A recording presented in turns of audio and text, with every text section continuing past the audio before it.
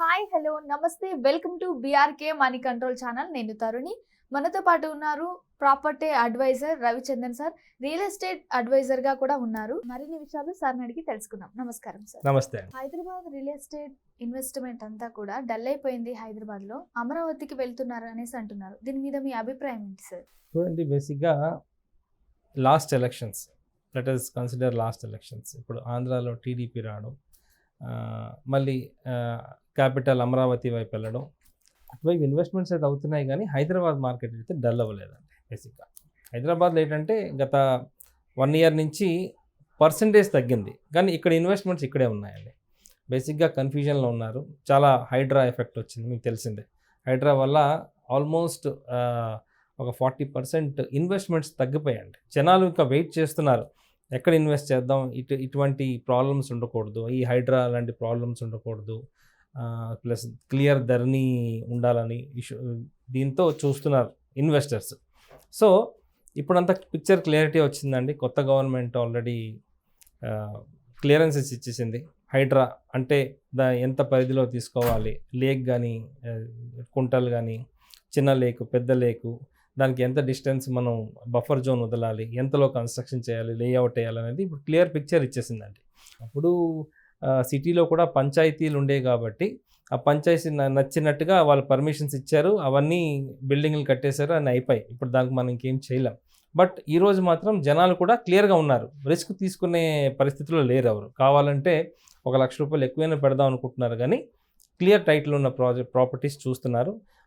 Last నాకు తెలిసి 15th January తర్వాత మన హైదరాబాద్లో ఎంక్వైరీస్ చాలా పెరిగాయండి. మార్కెట్ కూడా చాలా బాగుంది. ఈ 3 months నుంచి మార్కెట్ చాలా బాగుందండి. నెంబర్ ఆఫ్ ఇన్వెస్ట్మెంట్స్ ఎక్కువ అవుతున్నాయి. రిజిస్ట్రేషన్స్ కూడా ఆల్మోస్ట్ ఒక 40% వరకు పెరిగిందండి. సో హైదరాబాద్ మార్కెట్ ఎక్కడికి వెళ్ళలేదు.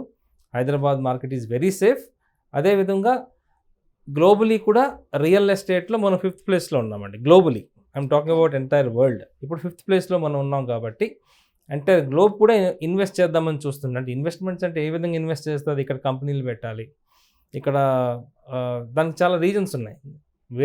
వేరే కంట్రీస్ నుంచి ఇక్కడ ఇన్వెస్ట్మెంట్ ఎందుకు చేస్తున్నారంటే ఇక్కడ కొన్ని రీజన్స్ ఉన్నాయి. ఇక్కడ క్లైమేటిక్ కండిషన్ చాలా బాగుంటున్నారు. ఒక 2 months పక్కన పెడితే, సమ్మర్ ఒక 2 months పక్కన పెడితే 10 months కూడా చాలా ప్లెజర్గా ఉంటుంది, లివబుల్ కండిషన్. ప్లస్ ఎక్కువగా ఎడ్యుకేటెడ్స్, ఎంప్లాయ్మెంట్ రిక్వైర్మెంట్ ఎక్కువ మన హైదరాబాద్లో ఉందండి. సో ఫారెన్ ఇన్వెస్ట్మెంట్స్ కూడా వస్తున్నాయి. చాలా వరకు కంపెనీస్ ఆల్రెడీ లాంచ్ అయ్యాయి. ఇప్పుడు కొత్తగా ఎక్వైర్ కూడా చేసుకుంటున్నారు ల్యాండ్స్. మెయిన్గా మనకు తెలిసింది ఐటీ ఇండస్ట్రీ అండి, plus manufacturing industry, electronic industry వస్తున్నాయి, ఫార్మా ఇండస్ట్రీ వస్తున్నాయి, చాలా ఇండస్ట్రీస్ వస్తున్నాయి మనకి. సో ఎంప్లాయ్మెంట్ కూడా పెరుగుతుంది మనకి. సో ఎంప్లాయ్మెంట్ పెరుగుతుందంటే రియల్ ఎస్టేట్ కూడా పెరుగుతుంది. ఇప్పుడు హైదరాబాద్లో ఉన్న ఇన్వెస్టర్స్ ఎవరైతే ఉన్నారో వాళ్ళు హైడ్రా గురించి తగ్గించి అమరావతి సైడ్ వెళ్తున్నారని చెప్పొచ్చా? అమరావతి అంటే చూడండి, ఇప్పుడు అమరావతి ఇంకా ఎలివేట్ అవ్వలేదు మార్కెట్లో.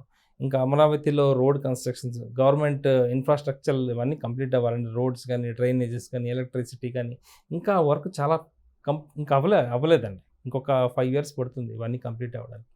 ఈ 5 చూడండి, నేను ఇవాళ ఒక ప్రాపర్టీ కొంటున్నాను అనుకోండి, ఏం చూసుకుంటాను? రోడ్స్ బాగుండాలి, ఎలక్ట్రిసిటీ ఉండాలి, ప్రాపర్ వాటర్ ఉండాలి, ఇవన్నీ ఉంటే కదండి నేను తీసుకునేది. ఈరోజు ప్రస్తుతానికి అమరావతిలో ఏం లేదు, ఓకే మెయిన్ ఏరియాస్ తప్ప మిగతా లొకేషన్స్ అంతా. సో ఈరోజు ఒక ఎండ్ యూజర్ కొనే పరిస్థితిలో లేరు. ఇన్వెస్ట్మెంట్స్ ఎట్లా వస్తున్నాయంటే, అమరావతిలో రేపు పొద్దున్న నేను ఒక ఇండస్ట్రీ కడతాను, నాకు 10 acres కావాలి, ఎస్ అలాంటి ఇన్వెస్ట్మెంట్స్ జరుగుతున్నాయి. కానీ రెసిడెన్షియల్గా చూస్తే అమరావతి ఇంకా టైం పడుతుందండి.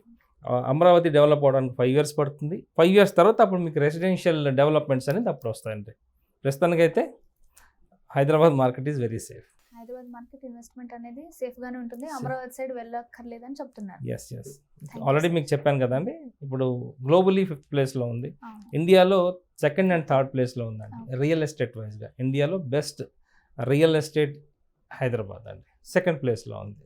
ఎందుకు అంటే ఎట్లా చెప్తున్నారంటే, రిటర్న్ ఆఫ్ ఇన్వెస్ట్మెంట్ చూస్తారు. అంటే ఈరోజు నేను ₹1,00,000 పెడితే రియల్ ఎస్టేట్లో, రేపు పొద్దున రిటర్న్ ఆఫ్ ఇన్వెస్ట్మెంట్ అంటే ఒక 5 years తర్వాత ఎంత అవుతుంది, 10 years తర్వాత ఎంత అవుతుంది, అది కంపేర్ చేసుకుంటే ఇండియాలో ఏ స్టేట్ ఏ సిటీతో కంపేర్ చేసుకున్నా హైదరాబాద్ ఇప్పుడు ఆ రిటర్న్ ఆఫ్ ఇన్వెస్ట్మెంట్లో నెంబర్ 1లో ఉందండి. త్వరలో ఇన్వెస్ట్మెంట్ అనేది హైదరాబాద్కి వచ్చి చేసుకోవచ్చు, భయపడాల్సిన అవసరం లేదని చెప్తున్నారు. హ్యాపీగా ఇన్వెస్ట్ చేసుకోవచ్చు. ఇది రైట్ టైం టు ఇన్వెస్ట్ అని కూడా చెప్పవచ్చు. ఎందుకంటే ఇంకో 2 years తర్వాత నాకు తెలిసి ఒక 30-40% గ్రోత్ వస్తుంది, రేట్లు కూడా పెరుగుతాయి. ఓకే. సో ఇది రైట్ టైం టు ఇన్వెస్ట్ అని నేను చెప్పగలనండి. అంటే ఇప్పుడు ఇన్వెస్ట్మెంట్స్ అంతా కూడా డల్ అయిపోయింది అనేది జనాలు చెప్పుకోవడం అంతా పుకార్లే అంటారా సార్? 100% పుకార్లేనండి. మీకు ఆల్రెడీ చెప్పాం కదా, అమరావతి అయితే టైం పడుతుంది డెవలప్మెంట్కి.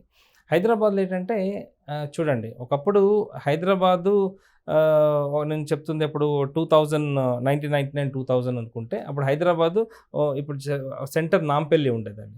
నాంపల్లికి 10 kilometer రేడియస్లోనే చూసుకుండేవారు, అవును. అంతే కదండి. దాని తర్వాత ఇక్కడ ఎంప్లాయ్మెంట్ ఆపర్చునిటీ పెరగడం, మన టీడీపీ గవర్నమెంట్ ఏం చేసిందంటే ఇన్నర్ రింగ్ రోడ్ కాదు అవుటర్ రింగ్ రోడ్ కూడా ఉండాలి మనకి అని అవుటర్ రింగ్ రోడ్ని డిజైన్ చేసిందండి. కానీ అప్పుడు టీడీపీ టైంలో చాలా తక్కువ రేడియస్తో అవుటర్ రింగ్ రోడ్ డిజైన్ చేశారు. దాని తర్వాత రాజశేఖర్ రెడ్డి గారు వచ్చి ఇది సరిపోదు, అవుటర్ రింగ్ రోడ్ ఇంకా పెరగాలని ఉద్దేశంతో దానికి దాదాపుగా 25 kilometer రేడియస్తో అవుటర్ రింగ్ రోడ్ని డెవలప్ చేశారండి రాజశేఖర్ రెడ్డి గారు. ఈరోజు ఒకప్పుడు అవుటర్ రింగ్ రోడ్డు ఇక్కడ ఎవరో కొంటారు అనుకున్న వాళ్ళు ఈరోజు బాధపడుతున్నారు. ఒకప్పుడు అంతా 4,000-5,000 దొరికేదండి గజం అవుటర్ రింగ్ రోడ్ దగ్గర. ఈరోజు అదే అవుటర్ రింగ్ రోడ్ దగ్గర 30,000, 40,000, 50,000, 60,000, 70,000, ₹1,00,000 కూడా ఉన్నాయండి ఈరోజు. అంటే కొన్ని లొకేషన్స్ అనుకుందాం, అవుటర్ రింగ్ రోడ్ ఇప్పుడు నానక్రామ్ కూడా అనుకుందామండి, ఇప్పుడు గజం 2-2.5 లక్షలు 3 లక్షలు ఉందండి. సో ఇప్పుడు గవర్నమెంట్ ఏం చేసిందంటే ఈవెన్ సెంట్రల్ గవర్నమెంట్ కూడా ఇంట్రెస్ట్ చూపిస్తుందండి. ఓఆర్ఆర్ అయిపోయింది, ఈరోజు మళ్ళీ కొత్త ఓఆర్ఆర్ అయితే రాదు. నెక్స్ట్ గవర్నమెంట్ దానికి ఎక్స్టెండ్ చేసి రీజనల్ రింగ్ రోడ్ అంటే దాదాపుగా ఒక 50 kilometers రేడియస్తో రీజనల్ రింగ్ రోడ్ కన్స్ట్రక్షన్ చేస్తున్నారు. ఐటీ కంపెనీస్ రావడం వల్లనే డెవలప్మెంట్ అయింది అనుకోవచ్చు. చూడండి, హైదరాబాద్ అంటే ఐటీ కంపెనీస్, అవును. Hyderabad based out of IT companies. ఒక్క ఐటీయే కాదు, మనకి మ్యానుఫ్యాక్చరింగ్ జోన్స్ ఉన్నాయి, అవును. ఫార్మా ఇండస్ట్రీస్ చాలా ఉన్నాయండి. మరి హైదరాబాద్ ఒక ఐటీ హబ్ అని అనకుండా ఫార్మా హబ్ అని కూడా అనవచ్చు మనం, ఎందుకంటే ఇంచుమించు అన్ని ఫార్మా కంపెనీస్ మన హైదరాబాద్లో ఉన్నాయి. సో ఫార్మాకు కూడా ఇట్స్ అ ఫార్మా హబ్ అని కూడా మనం చెప్పొచ్చు. కంపెనీస్ కూడా ఇంకా చాలా వస్తున్నాయి, మనకి తెలిసిందే. Last time previous government pharma సిటీయే కట్టబోయింది, దాదాపుగా 10-12 లక్షల ఎంప్లాయ్మెంట్ అనుకున్నారు. సో ఎందుకు అనుకున్నారు? ఎందుకంటే ఇక్కడ కంపెనీస్ ఇంట్రెస్ట్ అంటే ఇన్వెస్ట్ చేద్దామని చూస్తున్నారు, ఫార్మా కంపెనీస్ లాంచ్ చేద్దాం, not only India, even world వైడ్గా ఇక్కడ ఫార్మా ఇండస్ట్రీస్ని సెటప్ చేద్దాం. ఎందుకంటే ఇప్పుడు ఇండియా 2nd ప్లేస్లో ఉంది డ్రగ్ మ్యానుఫ్యాక్చరింగ్లో. సో ఇది right place to start their business అని చాలా కంపెనీస్ చూస్తున్నాయి అన్నమాట. ఫార్మాయే కాకుండా మ్యానుఫ్యాక్చరింగ్, ఇప్పుడు ఎలక్ట్రానిక్స్, ఇప్పుడు చూడండి మనం చిప్స్ అన్ని మనం ఎక్కడి నుంచి ఇంపోర్ట్ చేస్తున్నాం, తైవాన్ నుంచి, చైనా నుంచి ఇంపోర్ట్ చేస్తున్నాం.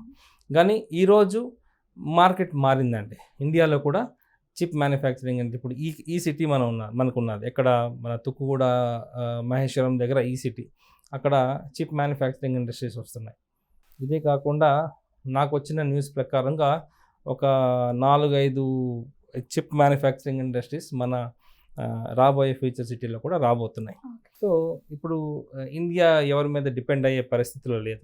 నెక్స్ట్ 3 years తర్వాత ప్రతిదీ కూడా మన ఇండియాలోనే, ఈవెన్ కండక్టర్స్ కూడా మన ఇండియాలోనే తయారవుతాయి. సో ఇండస్ట్రియల్ అనే మాట అబద్ధము, ఎవరైనా సరే ఇన్వెస్టర్స్ శుభ్రంగా వచ్చి ఇన్వెస్ట్ చేసుకోవచ్చు, హ్యాపీగా చేసుకోవచ్చు.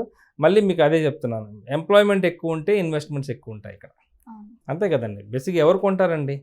ఇప్పుడు 10 ఎకరాలు 30 ఎకరాలు కొనేవాళ్ళు చాలా లిమిటెడ్లో ఉంటారు, పెద్ద పెద్ద ఇన్వెస్టర్స్. మిగతా వాళ్ళు కొనేదంతా 200 గజాలు 500 గజాలు ఎక్కువగా కొంటారు. సో వాళ్ళు ఎవరు కొంటారంటే ఎంప్లాయీస్ కొంటారు. Employees are the end users, వాళ్ళే కొంటారు. సో ఎంప్లాయీస్ పెరిగిన కొద్ది మనకి రియల్ ఎస్టేట్ కూడా పెరుగుతుందండి. Not only plots, just plots అని చెప్తున్నాను, కానీ ప్లాట్స్ కానీ, అపార్ట్మెంట్స్ కానీ, విల్లాస్ కానీ, స్టూడియో అపార్ట్మెంట్స్ కానీ, ఏదైనా కూడా ఎంప్లాయీసే ఎక్కువ కొంటారు. థ్యాంక్ యూ థ్యాంక్ యూ అండి.